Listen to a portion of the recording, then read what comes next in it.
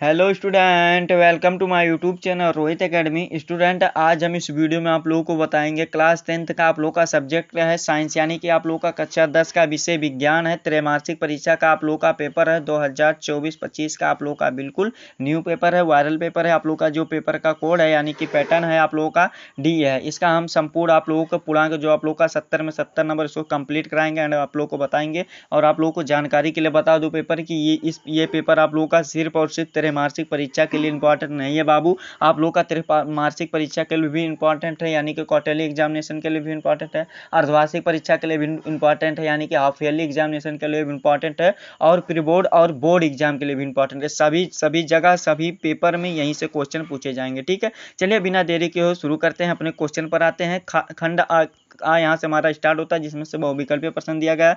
20 number का question रहेगा, 20 question रहेंगे। ठीक है, 20 नंबर इसमें दिया जाएगा। पहला क्वेश्चन जो प्यारा सा क्वेश्चन पूछा गया कि श्याम श्वेत फोटोग्राफी में प्रयुक्त यानी कि होती है, यानी कि क्या प्रयोग होता है, यानी कि श्याम श्वेत में क्या प्रयोग होता है, AgCl होता है, यानी कि अमोनियम क्लोराइड होता है बाबू। हमारा इसका जो राइट आंसर हो जाएगा ये आ वाला ऑप्शन, यानी कि ए वाला ऑप्शन हमारा राइट हो जाएगा। ठीक है, जितना भी क्वेश्चन बता रहे हैं ना वेरी वेरी मोस्ट इंपॉर्टेंट है, ध्यानपूर्वक से इसको धैर्य बना करके समझिएगा एंड आप लोग इसको देखिएगा समझिएगा। ठीक है, दूसरा क्वेश्चन दिया गया है कि उत्पादों को रासायनिक समीकरण को किस और लिखा जाता है, यानी कि किस और लिखा जाता है, तो दाईं ओर लिखा जाता है। हमारा कौन सा, ए वाला ऑप्शन, इसका भी राइट हो जाएगा। फिर तीसरा क्वेश्चन दिया गया समीकरण दिया गया CaO प्लस H2O दिया गया है। क्या दिया गया, H2O लिक्विड है, यहाँ पर एल बना लिक्विड है, और फिर CaOH2 और फिर AQ दिया गया द्वारा प्रदर्शित रासायनिक अभिक्रिया का प्रकार बताइए, यानी कि यह किस प्रकार से अभिक्रिया है, तो संयोजन, यानी कि ये जुड़ रहा है ना बाबू, तो ये संयोजन अभिक्रिया है। कौन सा अभिक्रिया है, संयोजन रिएक्शन है, हमारा ए वाला ऑप्शन इसका भी राइट हो जाएगा। फिर चौथा क्वेश्चन दिया गया है कि जल की जीवाणु रहित बनाने के लिए उपयोगी पदार्थ है, यानी कि उपयोगी पदार्थ कौन सा है, तो व्यंजक जो चूड़ होता है यही होता है। डी वाला ऑप्शन हमारा सही हो जाएगा। फिर अगला क्वेश्चन दिया गया है कि शुद्ध जल का पीएच मान होता है, यानी कि शुद्ध जल का पीएच मान बाबू कितना होता है, तो 7 होता है, यानी कि 7 होता है। जल का सूत्र H2O होता है, शुद्ध जल का जो सूत्र होता है D2O होता है। ठीक है बाबू, इसको भी ध्यानपूर्वक से दिमाग में बैठा लीजिएगा। जितना भी क्वेश्चन बता रहे हैं ना सभी प्यारे प्यारे क्वेश्चन है, और इसको आप लोग दिमाग में बैठा लीजिएगा, फीड कर लीजिएगा, समझ लीजिएगा। ठीक है, आसान तरीके से आप लोग बता रहे हैं, समझा रहे हैं, और आप लोग कोई भी पेपर उठा करके पिछला देख लीजिएगा, सभी में यहाँ से जरूर क्वेश्चन पूछे गए होंगे। ठीक है, फिर 6 वाला क्वेश्चन दिया गया कि प्रबल अम्लीय विलयन में मिथिल ऑरेंज का रंग होता है, यानी कि मिथिल ऑरेंज का रंग कौन सा होता है, हमें यह बताना है। तो इसका जो राइट आंसर हमारा हो जाएगा 6 का राइट आंसर रेड हो जाएगा, यानी कि लाल हो जाएगा। ये ए वाला ऑप्शन हमारा राइट हो जाएगा इसका। ठीक है, फिर अगला क्वेश्चन 7 वाला, यानी कि 7वां क्वेश्चन दिया गया सल्फ्यूरिक अम्ल में अम्लीय हाइड्रोजन परमाणुओं की संख्या कितनी होती है, हमें यह बताना हो। तो इसमें जो परमाणुओं की संख्या होती है 0 होती है। कितनी होती है, डी वाला ऑप्शन हमारा इसका राइट हो जाएगा, 7वें का डी वाला ऑप्शन सही हो जाएगा। ठीक है, फिर अगला क्वेश्चन दिया गया निम्न में से कौन सा पदार्थ लेंस बनाने में प्रयुक्त नहीं किया जाता है, तो जो देखो लेंस बनाने में क्या क्या प्रयोग, लेंस बनाने में वाटर का प्रयोग किया जाता है बाबू, कांच का भी प्रयोग किया जाता है, प्लास्टिक का भी प्रयोग किया जाता है, और जो मिट्टी होता है यानी कि जो सोयल होता है उसका प्रयोग नहीं होता। हमारा कौन सा, ये डी वाला ऑप्शन इसका राइट हो जाएगा। ठीक है, फिर अगला क्वेश्चन दिया गया है एक अवतल दर्पण की वक्रता त्रिज्या 20 सेंटीमीटर है, इसकी फोकस दूरी होगी, यानी कि इसकी फोकस दूरी क्या हो जाएगी, हमें यह बताना है। तो 9वें का जो राइट आंसर हो जाएगा हमारा डी वाला ऑप्शन राइट हो जाएगा, प्लस 10 सेंटीमीटर हो जाएगा। कौन सा राइट आंसर, प्लस 10 सेंटीमीटर हो जाएगा, डी वाला ऑप्शन सही हो जाएगा इसका। ठीक है, फिर अगला क्वेश्चन दिया गया है कि 10 वाला क्वेश्चन, यानी कि 10वां क्वेश्चन दिया गया है कि 50 सेंटीमीटर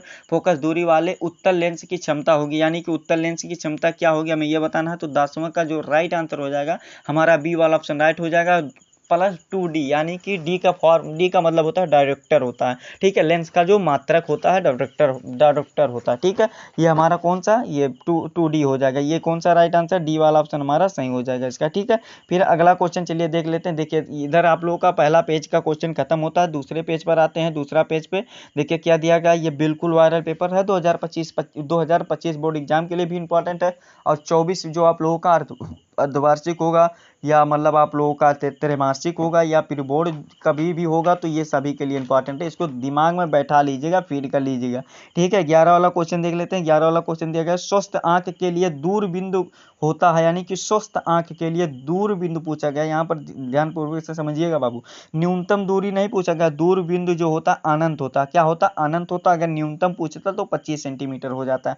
ठीक है, तो यहाँ पर जो हमारा 11 वाला का राइट आंसर हो जाएगा, क्या हो जाएगा बाबू? यहाँ पर जो 11 वाला का राइट आंसर हो जाएगा बाबू, ये डी वाला ऑप्शन हमारा सही हो जाएगा। 11 का डी वाला ऑप्शन सही हो जाएगा। फिर अगला क्वेश्चन पूछा गया है कि मनुष्य की आंखें वस्तु का प्रतिबिंब बनाती है, यानी कि वस्तु का प्रतिबिंब कहाँ पर बनाती है? तो रेटिना पर बनाती है। कहाँ पर? रेटिना पर बनाती है। डी वाला ऑप्शन हमारा इसका भी सही आंसर हो जाएगा। ठीक है, 12 का जो राइट आंसर हो जाएगा, क्या हो जाएगा वो? रेटिना पर, यानी कि 12 का राइट आंसर क्या हो जाएगा? वो कार्निया होगा, रेटिना नहीं होगा बाबू, वैसे कार्निया होगा। ठीक है, ये क्या कौन सा राइट आंसर हो जाएगा? कार्निया या रेटिना ही राइट आंसर हो जाएगा, रेटिना ही होगा। ठीक है बाबू, इसका 12 का राइट आंसर रेटिना ही होगा। फिर चलिए अगला क्वेश्चन देख लेते हैं।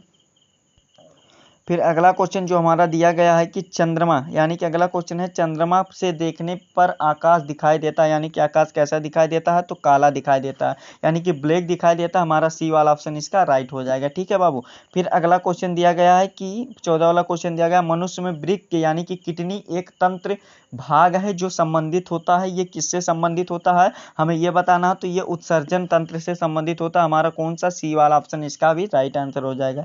फिर 15 वाला क्वेश्चन दिया गया है, क्या देखिए 15 वाला क्वेश्चन दिया गया, वह एंजाइम जो सुक्रोज को ग्लूकोज तथा फ्रुक्टोज में बदल देता है वो क्या कहलाता है? यानी कि उसका नाम क्या है एंजाइम का, हमें यह बताना। तो इसका नाम बाबू सुक्रोज होता है। क्या होता है? उसका नाम ही सुक्रोज होता है। हमारा कौन सा इसका राइट आंसर हो जाएगा? ए वाला ऑप्शन हमारा सही हो जाएगा। ठीक है, ए वाला ऑप्शन हमारा सही हो जाएगा, या लाइपेज हो जाएगा बाबू, ये सी वाला ऑप्शन राइट कर देंगे, इसका सी वाला ऑप्शन सही हो जाएगा। फिर अगला क्वेश्चन दिया गया कि पादपों में जाइलम का कार्य होता है। पादपों में जाइलम का कार्य जल का संवहन, जल का वहन करता है। क्या करता है बाबू? जल का वहन करता है, यही हमारा राइट आंसर हो जाएगा। फिर अगला क्वेश्चन देखिए क्या दिया गया है। अगला क्वेश्चन जो 17 वाला क्वेश्चन दिया गया है कि केवल जल में घुलनशील होता है, यानी कि केवल जल में क्या घुलनशील होता है हमें यह बताना। तो इसका जो राइट आंसर हो जाएगा विटामिन सी घुलनशील होता है। क्या होता है? ये डी वाला ऑप्शन राइट हो जाएगा, विटामिन सी घुलनशील होता है। फिर अगला क्वेश्चन 18 वाला दिया गया कि इंसुलिन, यानी कि इंसुलिन नामक हार्मोन स्रावित होता है, यानी कि ये हार्मोन जो है वो किसमें स्रावित होता है हमें यह बताना है। तो अग्नाशय में स्रावित होता है। ये डी वाला ऑप्शन हमारा लॉक कर दिया जाएगा, यानी कि राइट मान लिया जाएगा, यही राइट है। ठीक है, फिर चलिए अगला क्वेश्चन देख लेते हैं। अगला क्वेश्चन जो दिया गया हमारा 19 वाला क्वेश्चन कि किसी हार्मोन की कमी से मधुमेह रोग हो जाता है, यानी कि मधुमेह रोग हो जाता है हमें ये बताना है। तो इसका देखिए इसका जो राइट आंसर हो जाएगा ए वाला ऑप्शन हमारा राइट हो जाएगा, इंसुलिन की कमी से मधुमेह यानी कि शुगर रोग हो जाता है। ठीक है, हमारा कौन सा राइट आंसर? ए वाला ऑप्शन सही हो जाएगा इसका। फिर अगला क्वेश्चन दिया गया 20 वाला, यानी कि इस पेपर का एमसीक्यू वाला, वो एमसीक्यू टाइप्स के क्वेश्चन में लास्ट क्वेश्चन दिया गया है कि मस्तिष्क उत्तरदायी है, यानी कि मस्तिष्क किसके लिए उत्तरदायी होता है बाबू? सोचने के लिए भी राइट माना जाता है, सही माना जाता है, हृदय स्पंदन के लिए भी माना जाता है, शरीर का संतुलन बनाने रखने के लिए, और डी ये सभी, यानी कि इसका जो राइट आंसर हो जाएगा हमारा कौन सा? डी वाला ऑप्शन इसका राइट हो जाएगा। ठीक है बाबू, तो इस प्रकार से आप लोग का 20 नंबर तो इधर कंप्लीट होगा, और आगे भी आप लोगों को देखिए जो 50 नंबर है उसको भी कंप्लीट करा देंगे, बस वीडियो के अंत तक बने रहो। ठीक है, इसको भी आप लोगों को बता दे रहे हैं, वैसे वैसे आप लोग अच्छे तरीके से इसको तैयार कर लीजिएगा। खंड बा में दिया गया वर्णनात्मक प्रश्न दिया गया जिसमें से 21 वाला क्वेश्चन पूछा गया, रेडॉक्स अपक्रिया क्या है, इससे प्रदर्शित करता है, इसे प्रदर्शित करता है एक रासायनिक समीकरण लिखिए, या किसे प्रदर्शित करता है, इसका रासायनिक समीकरण भी लिखना है।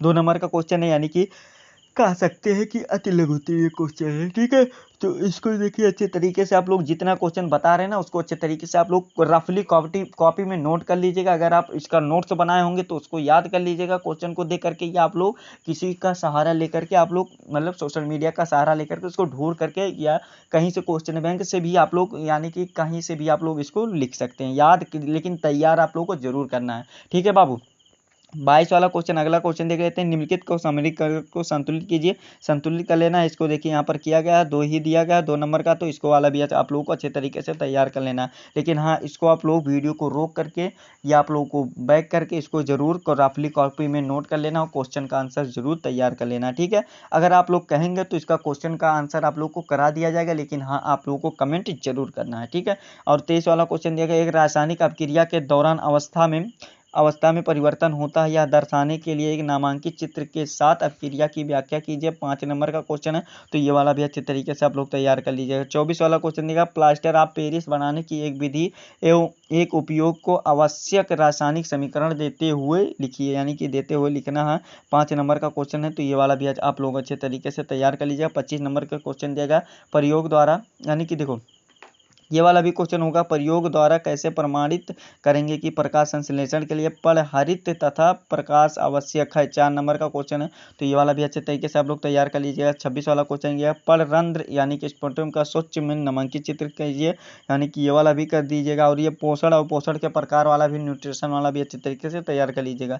फिर अगला क्वेश्चन देगा, इंसुलिन का निर्माण शरीर के किस अंग में होता है, ये बताइए। इंसुलिन की कमी से होने वाला रोग के नाम लिखिए। 4 नंबर का क्वेश्चन है, तो इसको वाला भी आप लोग अच्छे तरीके से बाबू तैयार कर लीजिएगा। फिर अगला क्वेश्चन पूछा गया है कि उत्सर्जन किसे कहते हैं। मनुष्य में वृक्क की संरचना यानी कि स्ट्रक्चर नामांकित चित्र की सहायता से आप लोग समझाइए, ये बताइए। 6 नंबर का क्वेश्चन है, यानी कि लॉन्ग आंसर का टाइप क्वेश्चन है बायोलॉजी के, यानी कि साइंस का ही, तो बायोलॉजी पार्ट वाले में, ठीक है। फिर अगला क्वेश्चन 29 वाला दिया गया है। देखिए जितना भी क्वेश्चन बता रहे हैं ना, इसको अच्छे तरीके से बाबू तैयार कर लीजिएगा, ठीक है। फिर अगला क्वेश्चन दिया गया है कि अगला क्वेश्चन दिया गया है 29 वाला, कि प्रकाश के परावर्तन से क्या तात्पर्य है।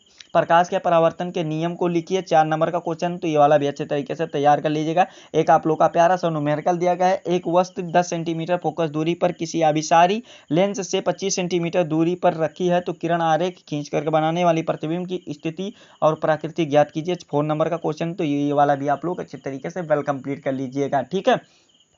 फिर अगले क्वेश्चन पर आते हैं। 31 वाला क्वेश्चन देगा, निकट दृष्टि दोष किसे कहते हैं और इस दोष के क्या कारण है, इसके निवारण के लिए किस प्रकार का लेंस का प्रयोग किया जाता है। 4 नंबर का क्वेश्चन है, इसको भी आप लोग अच्छे तरीके से वेल कंप्लीट कर लीजिएगा। फिर अगला क्वेश्चन दिया गया है, मानव नेत्र के प्रमुख भागों का वर्णन कीजिए और मानव नेत्र में स्वच्छ नामांकित चित्र का चित्र बनाइए। तो ये वाला भी आप लोगों को, यानी कि ह्यूमन आई का भी आप लोग इसको अच्छे तरीके से तैयार कर लीजिएगा, ठीक है। तो यही आप लोगों का कक्षा 10 का वायरल पेपर था, त्रैमासिक पेपर, जो आप लोग को संपूर्ण तरीके से इस वीडियो में बता दिया और समझा दिए। आप लोगों को संपूर्ण तरीके से बता दिया और समझा दिए बाबू। जितना भी बताएं इसको अच्छे तरीके से जरूर तैयार कर लीजिएगा और इस वीडियो को आप लोग क्लास 10th के जितने भी स्टूडेंट हैं उनके पास अधिक से अधिक जरूर शेयर करके पहुंचा दीजिएगा, ठीक है। चलिए, और हाँ, अगर आप हमारे चैनल पर नए हो तो चैनल को सब्सक्राइब कर लीजिएगा, बेल आइकन को दबा दीजिएगा। और चलिए, आप लोगों से मिलते हैं नेक्स्ट वीडियो में नेक्स्ट टॉपिक के साथ। तब तक के लिए जय हिंद, जय भारत, वंदे मातरम।